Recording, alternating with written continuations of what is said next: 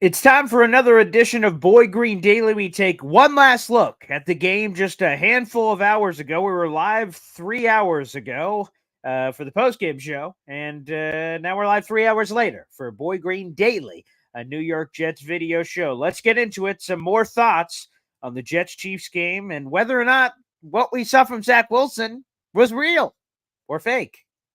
What was it? Let's explore.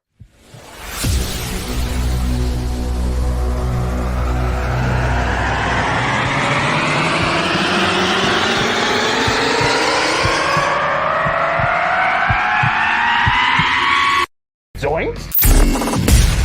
It is unequivocally the Super Bowl for New York Jet fans. Field Yates, baby. Field gosh darn Yates. Let's bring him on the show. Come on, people.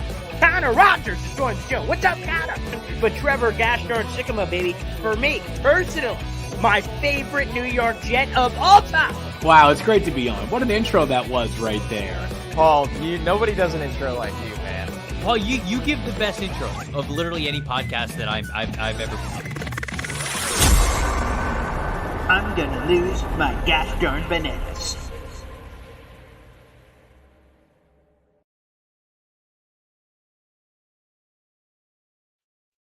Things I did not have on the bingo card that I thought I'd be saying after Jets Chiefs. Zach Wilson QB1? Zach Wilson franchise quarterback? If I could start a franchise today with the first overall pick and the choices were Zach Wilson or Patrick Mahomes, what my answer could be?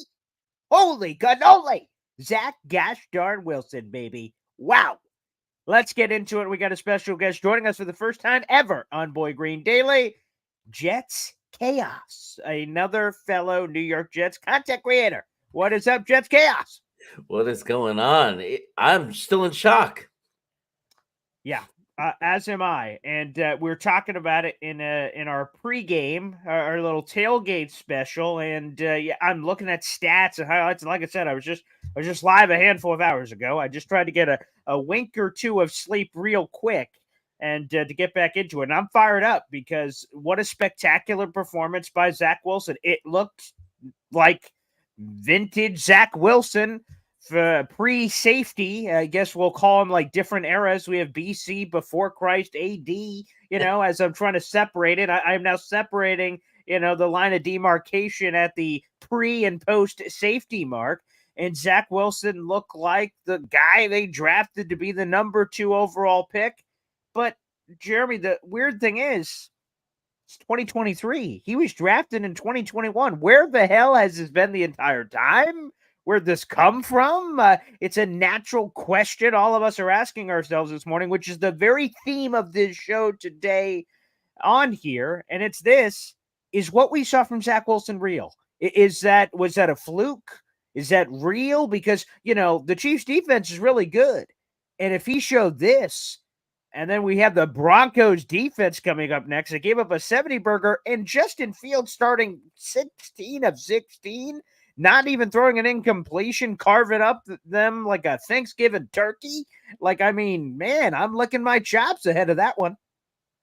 Yeah, hey, it's interesting because you say it and you don't even know if you believe it. And one of the things that we've been saying, a lot of us have been saying, is this is in his head. I know the talent is there. The talent is there. We've seen the talent there. It's there. If you've ever been to a scrimmage or practice, if in camp, if you've ever really paid attention to just certain plays that show he's doing things that you don't see many NFL quarterbacks that are able to do. He just can't put it together, and be consistent with it, which tells you in his head. Is what he did real? I think it's impossible for it not to be real. We saw it. We saw what he could be. We saw who he is when he's not in his own way. And it's mind-boggling. Like, can he continue to do that with consistency? It's all in his head. So it's impossible to jump into someone's head. I think we just have to let it unfold naturally. And as fans, hope that this is real. Yeah, I think that's the fine line of what you speak of. And that's great. Practices, games even, where I could go, Hey, buddy, come on over. Yeah, what's up, man? Hey, did you see Zach Wilson on that one drive in that random second quarter? Yeah, see, that is it right there. Well, yeah, but what about the rest of the game? No. Just that one drive in the second quarter. You know what I'm talking about? As you're trying to convince someone of Zach Wilson has it. If you just squint, you can see it.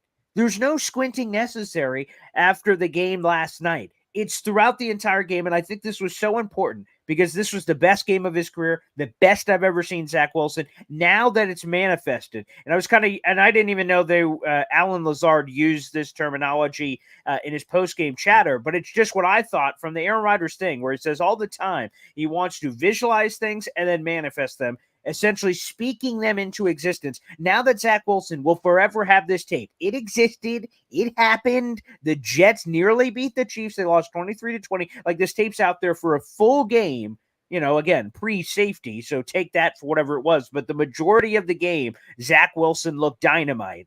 And now that I think that he's seen it, that it exists, now it'll be forever in his brain as he's operating. I can do this. I've done it. It's happened before. And that's the thing to me that makes me believe that it's real, that it actually happened. And now you can build upon that. What are the strengths? Now, obviously, Denver's going to be studying the heck out of the tape to say, okay, how did Zach Wilson find success? What did the Chiefs defense do? What can we do to try to exploit that? But, man, I think we got a franchise quarterback, baby. Whoa! I'm saying. You could see a minute that you could see it in him. You could see it in him. I think it was strange because he did it when I think finally people had just closed the the talent's there, but he just can't put it together mentally. And then there's barely anyone left that believed it could happen. And then all of a sudden he does what, like you were saying, what 2 years ago we dreamt of.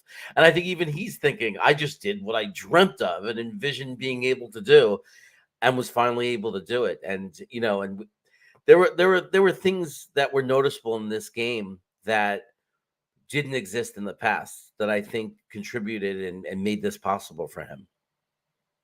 I just want to say, I solemnly swear, I'm putting my hand on the Zach Wilson Bible, left hand on the Bible, right hand in the air. I am never getting off the Zach Wilson train ever again. Now that I've seen this, it's over.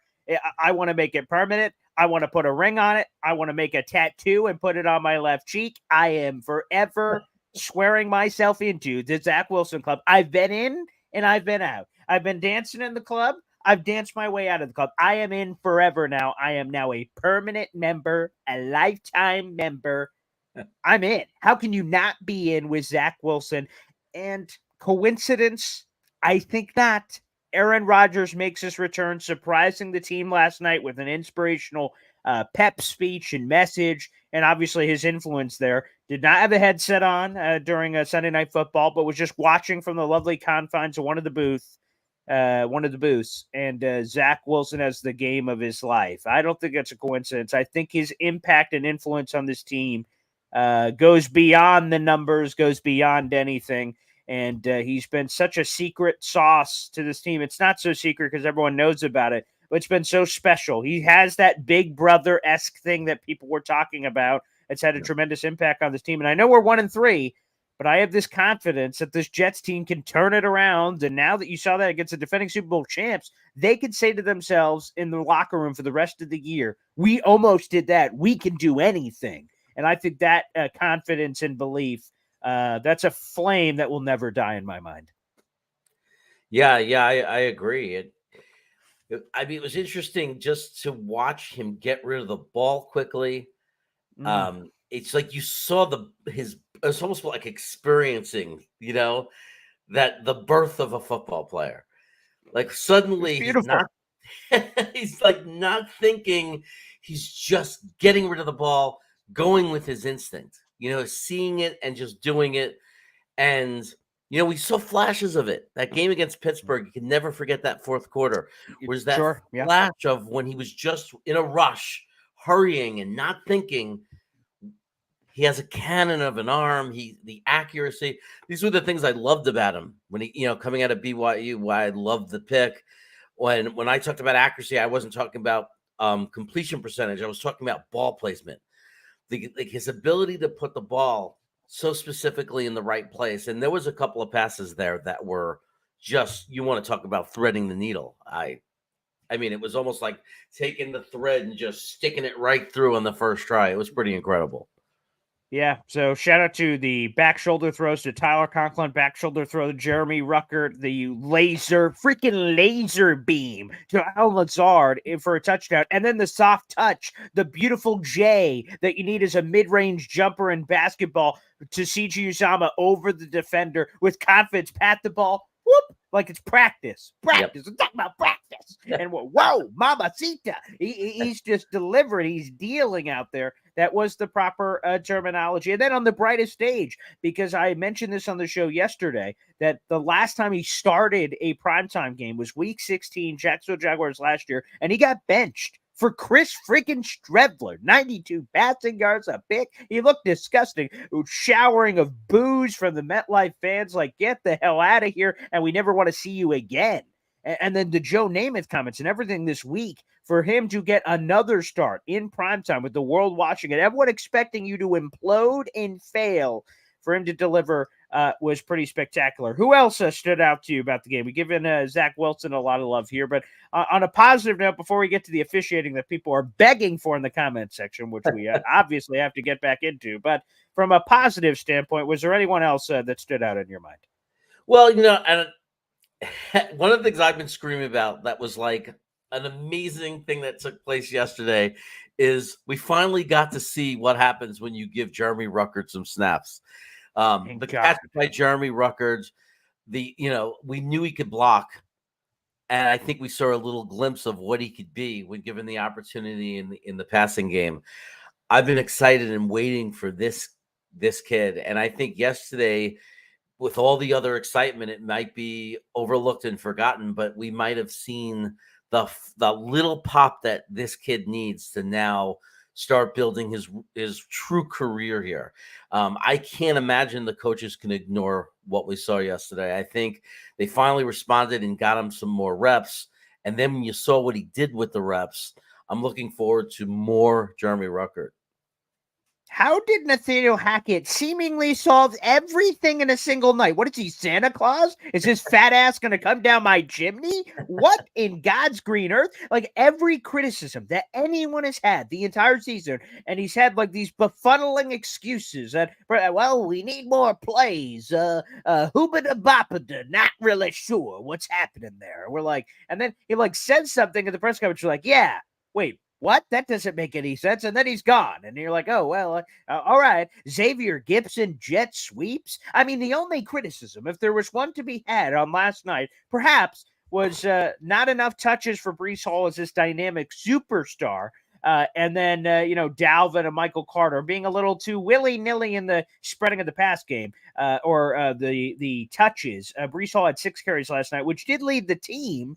However, out of 16 rushing attempts, you want him getting even more potentially of that. He did obviously get a little involved in the passing game as well. He had 4 targets, 3 catches there. But I will also admit this. I don't know where you are in this, my Jets chaos compadre here on Boy Green Daily. But Dalvin Cook is washed, man. Good Lord have mercy. I have not seen it. And maybe he can show it eventually, but every time he touches the ball, he's slow as molasses. He's not driving. He's not breaking tackles. There's just not a lot happening there. And I was really excited about that move initially, but it just doesn't seem to be clicking. So Breece Hall touches, and then the Dalvin Cook thing, maybe the things of criticism.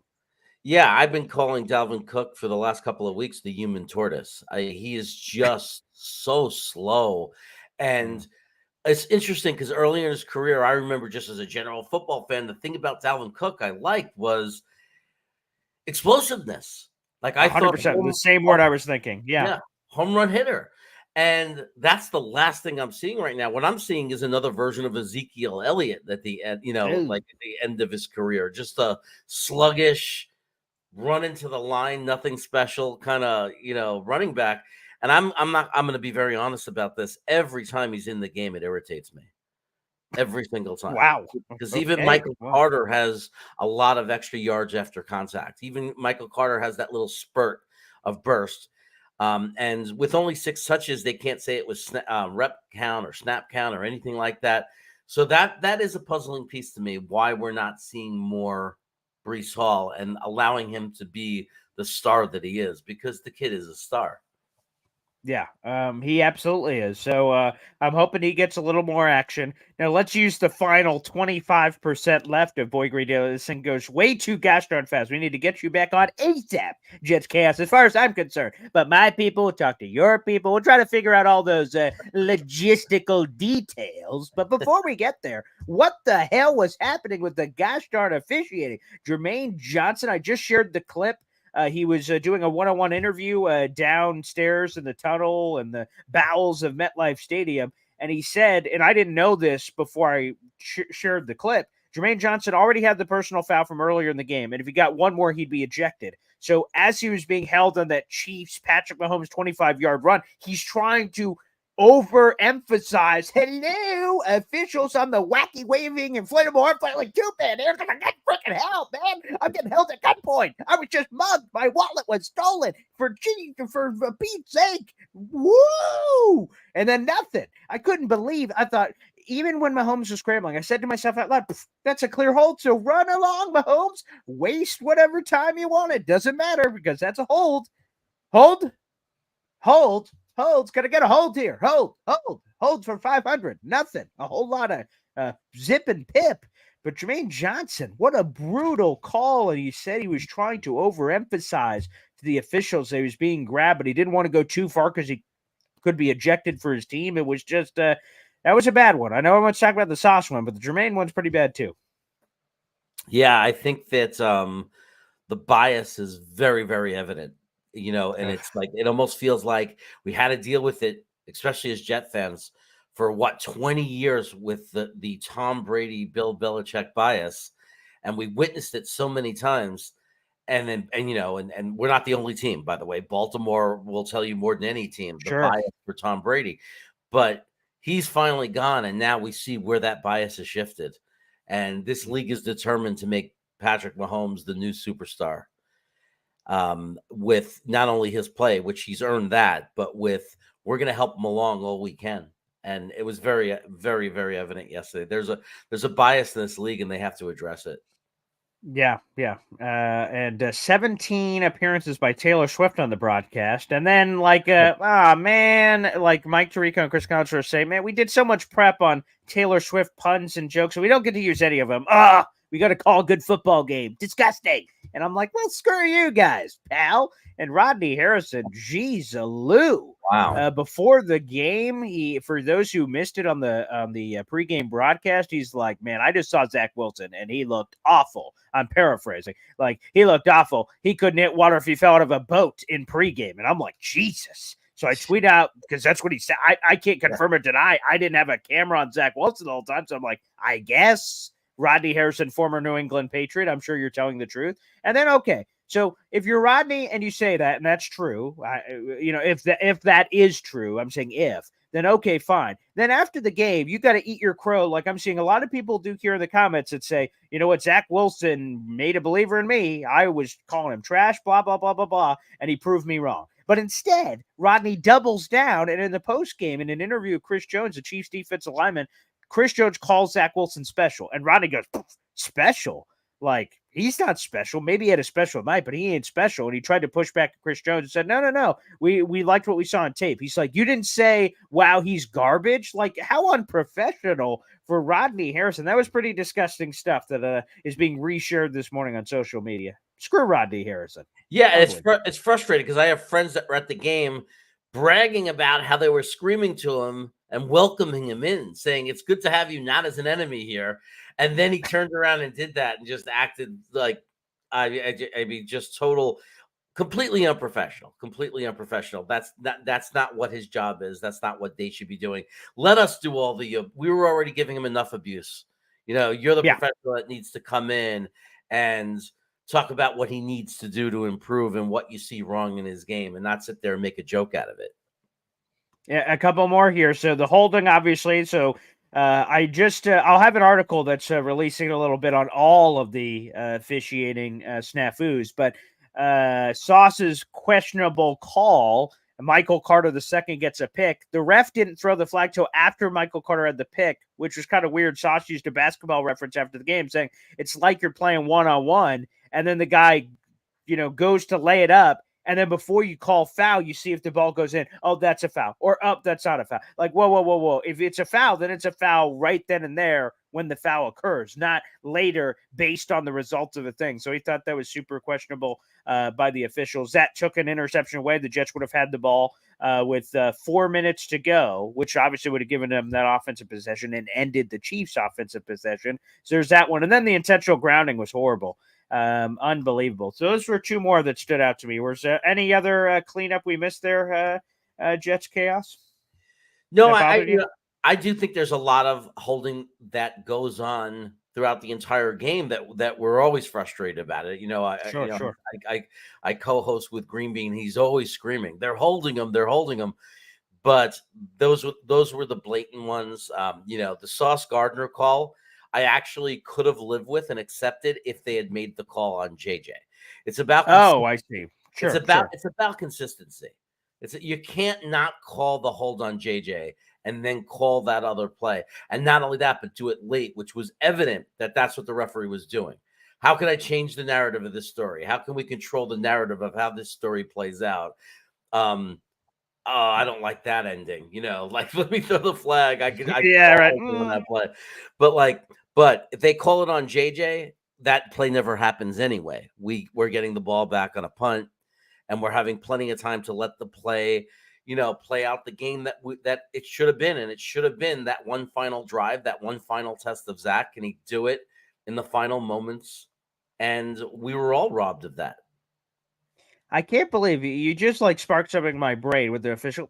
Don't really like that ending. Bloop. It's like, you're reading the Goosebump books when you're a kid, and then you get to choose your own ending. I don't really like that. Let me turn to page 24. What the hell? That's not your job, you bastard. Anywho, so this will be the last time this week that Chiefs logo is floating above your head, because starting tomorrow, we officially turn it to Denver Broncos week. We'll have a couple of Broncos people on the show. Phil Milani, he works for the Broncos as a team reporter. Benjamin Albright will be joining us on the show. Will Parkinson pops on tomorrow. Jet Central, a lot of wonderful people will be joining us. We've got a full stacked list here. Man, Jets chaos. This feels like a must win against the Broncos, a team that is clearly inferior. And all of a sudden, the vibes return. You're 1-3 right now, which is kind of weird. I've never had the vibes as high as they are at 1-3. And you beat the Broncos, a team you should beat. You're at 2-3. A gravy game against the Eagles. Go into the bye and regroup and say, let's freaking go get this thing. Man, this feels like it's all in front of the New York Jets. And playoffs, Jim Morris Sr., hey, holla over there, that it all feels within grasp here for the New York Jets. Yeah, it's a meaningful game in a lot of different ways. And I think I've never felt more optimistic after a loss than yesterday. Yes. I gotta say, there's a lot of optimism in going on in my heart. I know that because suddenly I think, wow, there's a chance if Zach could play like that, I think that this could be the game we look back to as the turning point, even though it was a loss. Yes, I think you're right. Well, Jetscast, before we get you out of here, promote your wonderful channel for those who don't know. And by the way, if they don't know, what are they doing with their lives? That's my pressing question. There's plenty of Jets content creator love for everybody. So share your channel deets. Give us all the love. And I see it. Pull up my magnifying glass. Subscribe and follow. We'd love to do so. How do we do that, Jets Chaos? It's right there in front of you, Jets Chaos. That's my name, and that's the name of the channel. So it's really easy to find. You type in Jets Chaos in the YouTube search. I promise you it'll be right there. And same on Twitter, I'm easy to find. So if you like what I have to say and you want to hear more of it, give me a sub. I'll take it, and I'll keep my stuff coming. And I try to bring the energy like you do, Paul, but no one quite does it like you.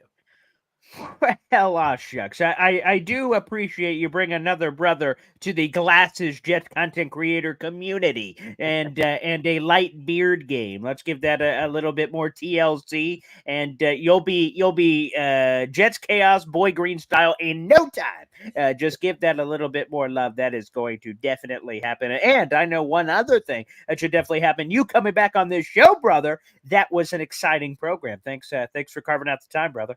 Anytime. I appreciate it. Thanks for having me.